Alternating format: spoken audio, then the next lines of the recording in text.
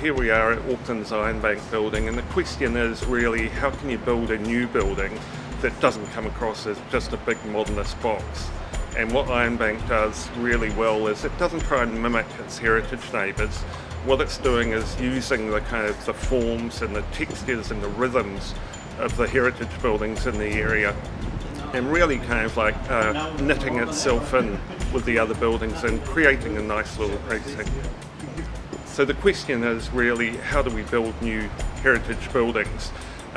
Modern buildings have got a record of being big, ugly boxes, but Auckland's new Ironbank building just works really well in relation to its heritage neighbours and the scale and texture of the precinct it's in, creating little laneways, and it uses some of the elements of heritage buildings like balconies and stairways and that sort of thing, but it's not trying to mimic an old building.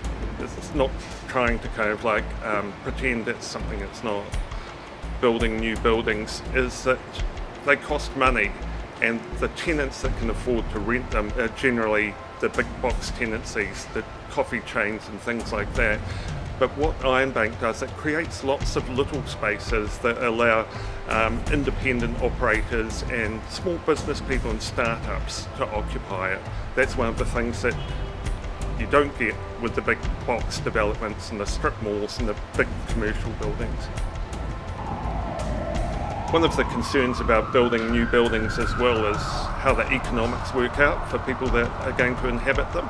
And we've got to be really careful that we create buildings with small floor plates and little tenancies, so startup businesses and independent operators can get in there, and we're not just building big boxes that the coffee chains and the Dick Smiths and that sort of thing inhabit.